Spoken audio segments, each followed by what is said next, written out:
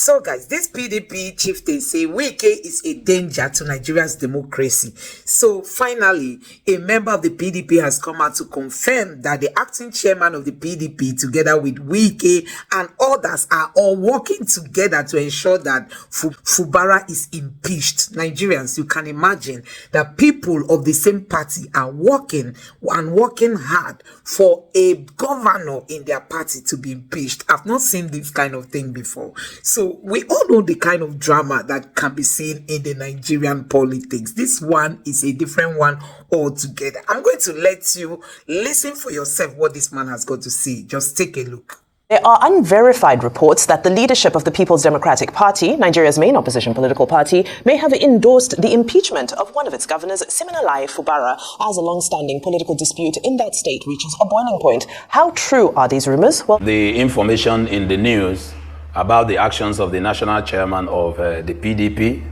and the national secretary came to all of us not just as a surprise, but as an action which depicts the height of political hypocrisy and, of course, inverted patriotism and convoluted loyalty to a party that they ought to have defended.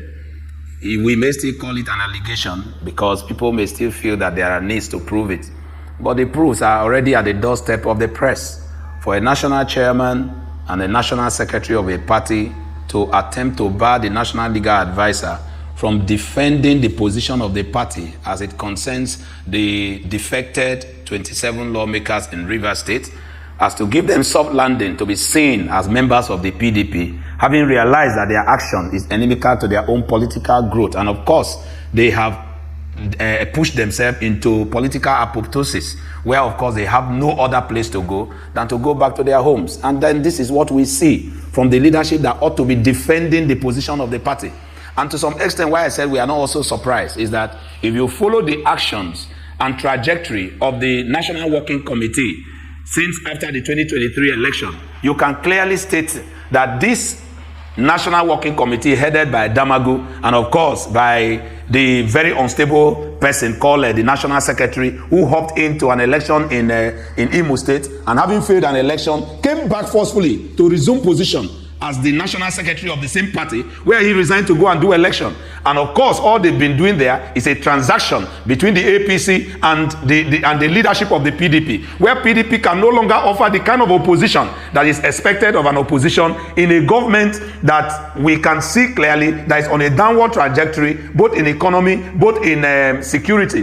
Instead of playing that role, they are partnering with the APC to destroy the PDP because of the likes of the FCT minister, who is playing a double card with one of his legs in APC and one of his legs in PDP. And then this is what we see. And so it is not an allegation. It is a fact that PDP members in this country must rise up to take back their party from charlatans and from people who are sitting at the helm of affairs to use us to do business. And that's exactly where we stand.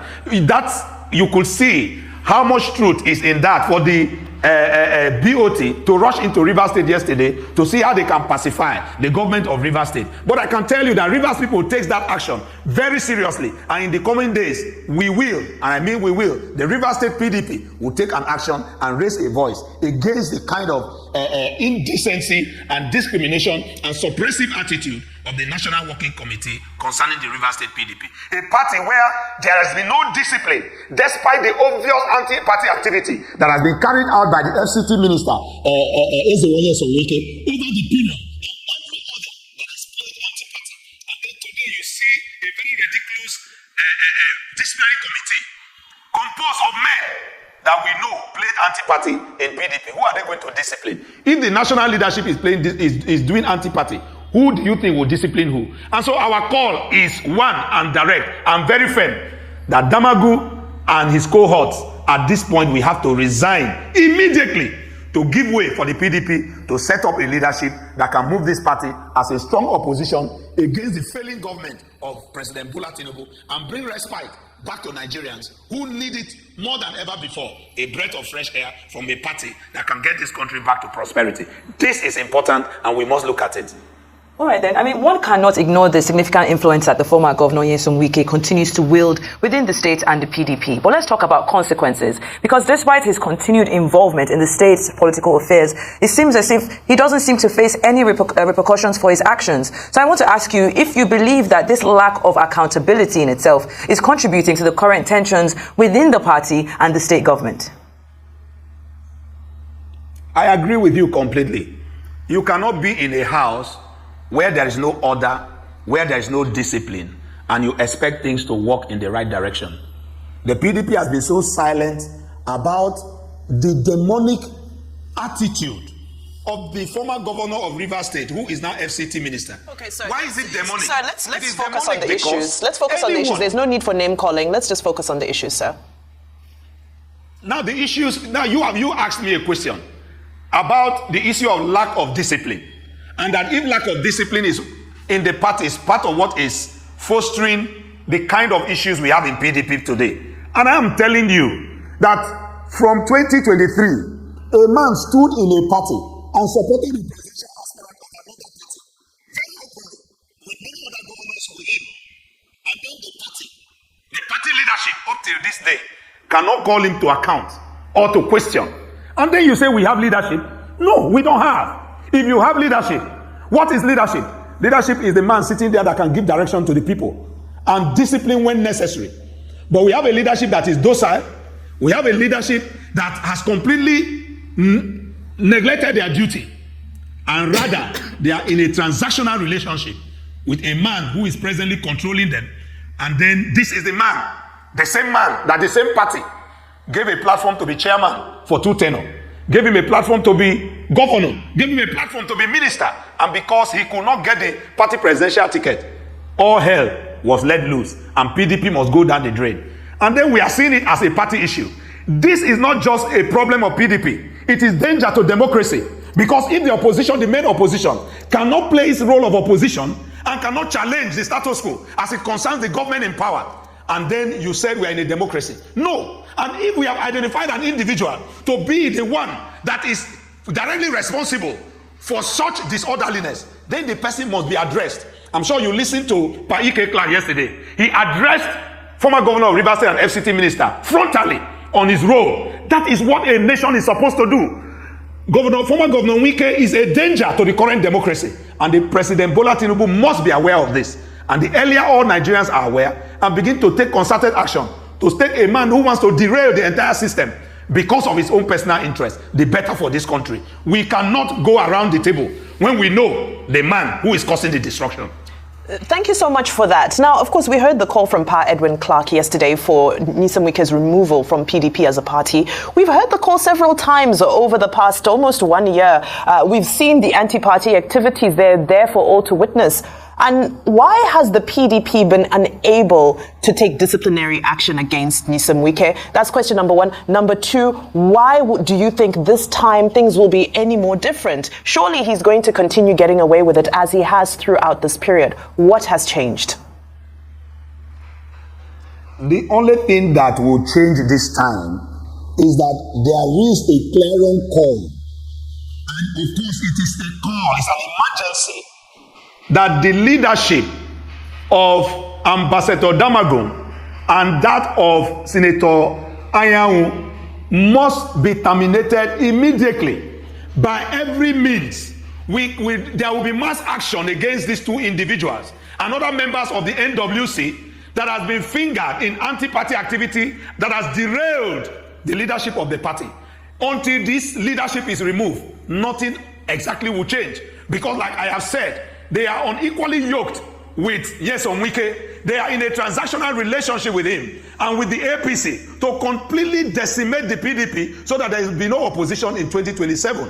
And so we are calling on their immediate resignation. If they still have any single strand of honor in them, then they should resign. Because if they don't, the young population of people in the PDP and the upcoming leadership, we are going to rise against them. And then we are going to take a mass action against them. Already we are working on collecting signatures to ensure they resign. These are not men that should be in position of trust anymore. Not just in PDP today, but anywhere else in Nigeria. Because like you have narrated, what a shame that people will be in the opposition and then They have people in-house who are doing all kind of anti-party activity, and you cannot call them to order, and you tell us you are still leading us. They are not leading anybody. A leader is one who looks behind and sees his followers following him. As per Damagu and Ayan, no one is following them. So they've lost the savor of leadership, and the best bet is for them to resign. If they do so, PDP can sit down and begin to rejig the party and begin to replan our party. But without that, then I can tell you, PDP is heading to oblivion. All right, then let's talk reconciliation efforts. And you had recently touched on this. The PDP did set up 2 reconciliation committees in quick succession, with the most recent one being headed by Olagunsoye Oyinlola, replacing the earlier committee. Now, why do you think the first committee failed to achieve its goals? And what new strategies would you recommend to the new Oyinlola-led committee? Well, you see, when you talk about reconciliation, first, I am a medical doctor. I'm used to treating wounds. And so when you talk about reconciliation, the first thing you are going to do when you have an infected wound is to debride that wound and get off the infection before that wound can heal. In a political party system, you must first of all talk about truth and justice. Without truth and justice, reconciliation cannot be sustainable. Either people will come out and own up to the wrong things they have done, and then the party will say, okay, you are forgiven and we expect you to turn a new leaf. Or people will sit down and tell you that what you have done is wrong, and in the party's constitution, XYZ is the punishment for anti-party, and that punishment is carried out. It is only when that is done that we can begin to talk about a reconciliation. When discipline is not installed, someone has been offended, the party has lost an election because of the activities of certain individuals, and then we are coming back to the same table without any note of caution, without any person coming to own up that we did the wrong thing for this purpose and for this reason. Reconciliation cannot be sustainable in such an atmosphere where the infectiousness of people is still smelling under the skin of the party, and we think that we can do a plastic surgery over an infected wound. Go and find out what will happen. That wound will break down, and all the plastic surgery will get away, and nothing will come out of it. Rather, the patient becomes worse. Yeah, that's a very graphic description. Now, very quickly, as we're rounding up, I've heard you speak about, you need people to come forward and, step forward or resign and so forth. I don't understand. Does the PDP's constitution have no impact? Is it not enforceable? Why are we relying on the goodness of human beings? Does the Constitution not hold anybody accountable? Or have the senior members of PDP become immune to the Constitution? Is that not a deeper problem, that there's no regard for the Constitution whatsoever? Therefore, without a Constitution, is there even a party? Is the party not over already? Yes. The issue of disregard to the Constitution as touching what is supposed to be done when there are infractions in PDP is the issue of leadership. We have implementers and enforcers of law. The same thing that is happening in Nigeria today. We have a constitution, things are done with utmost disregard to the grand norm of the country. And so in our political parties, these things are the same thing. And that's why I said the only way we can get it right is to get new enforcers, new implementers, because if the implementers have disregard to the constitution, they've also lost the right to that office, because they will swear to the constitution of the party and that they were going to govern the party by the ethics and tenets of the constitution. Now you have derailed. That's why we are calling on their resignation. Dr. Leonardo, unfortunately, we've run out of time. Unfortunately, we've run out of time, but you've made some salient points on the show today. We appreciate your time and, of course, analysis. So, guys, you have seen it for yourself. Honestly, the kind of politics people play in this Nigeria is something else. Look at Wike. He is one man belonging to 2 parties at the same time. Unbelievable, Nigerians. This is unbelievable. One man belonging to 2 parties, and he has not received any disciplinary action from the PDP. Neither is there any plan to even discipline Wike. And Wike has boldly come out, saying that nobody can discipline him. He recently rendered, an interview. He recently, allowed himself to be interviewed, where he was speaking with all authority, chest out, saying that nothing will happen. And guess what? Nothing is going to happen. Now, today, we have seen it. And you just keep wondering the kind of political party this PDP is. I mean, PDP is the weakest of parties I've not seen. You can imagine the extent to which Wike is just rubbishing that party and nobody can talk. Even people like Atiku cannot even call him out. Sometimes I just keep wondering, what's the essence of Atiku in PDP? He does not play any active role as an opposition. He does not play any active role as a leader in the party. People are just messing up with the PDP and they can't even find their feet. You can imagine that the acting chairman, together with the secretary who lost election in Imo State and quickly came back again to take his position, they are just doing transaction in the party. Nigerians, this is a big indication that the APC party is not, the PDP party is not even a party to rely on. For those who are saying that Peter Obi should work with Atiku or work with